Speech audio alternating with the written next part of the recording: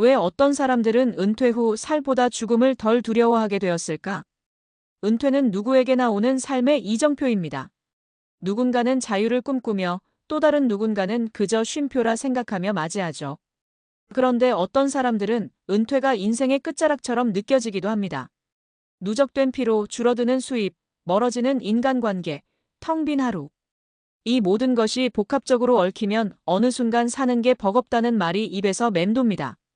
실제로 65세에 은퇴한 택시기사가 가족도 지인도 없이 쓴 마지막 편지에는 이런 문장이 남겨졌습니다. 죽는 건 안 무서워요. 더 이상 쓸모없는 사람처럼 느껴지는 게 무서울 뿐이죠.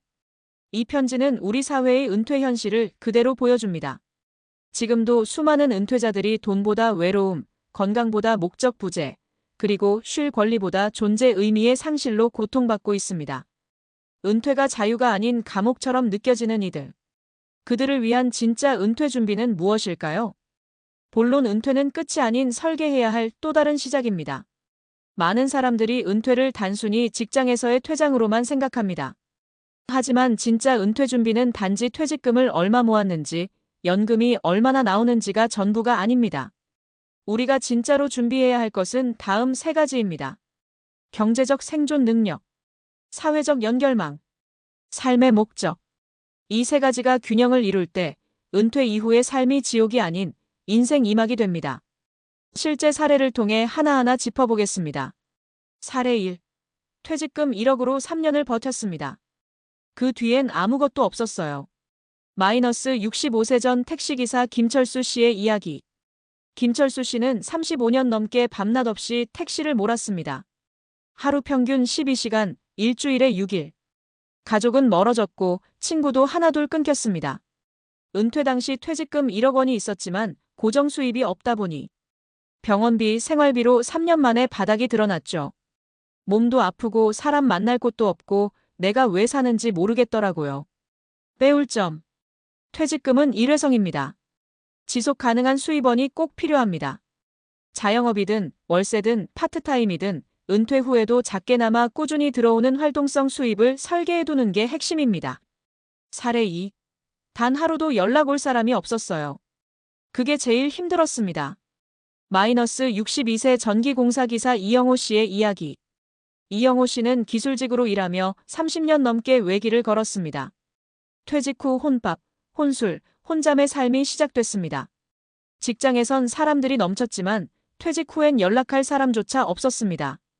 은퇴하고 나서 제가 사회에서 얼마나 고립된 존재였는지 알게 됐어요. 배울 점.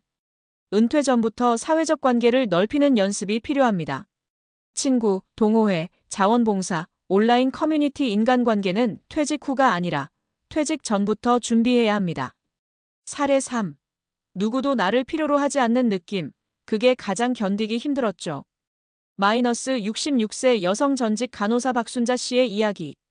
박순자 씨는 병원에서 은퇴 후 무력감에 시달렸습니다. 나 없이도 잘 돌아가는 세상, 이젠 아무 일도 하지 않아도 되는 삶이 오히려 무서웠다고 합니다. 자신의 존재 이유를 찾지 못해 우울증 약을 복용하기도 했죠. 퇴직이 아니라 삶의 퇴장처럼 느껴졌어요. 아무도 나를 필요로 하지 않으니까요. 배울 점. 인간은 누구나 기여하고 싶다는 본능이 있습니다. 봉사, 강의, 유튜브, 재능 기부 작더라도 내가 사회에 의미 있는 존재라는 감각이 필요합니다. 단순히 쉬는 은퇴가 아니라 역할 있는 은퇴를 준비해야 합니다. 결론 죽는 게 무섭지 않다는 고백이 우리에게 전하는 메시지.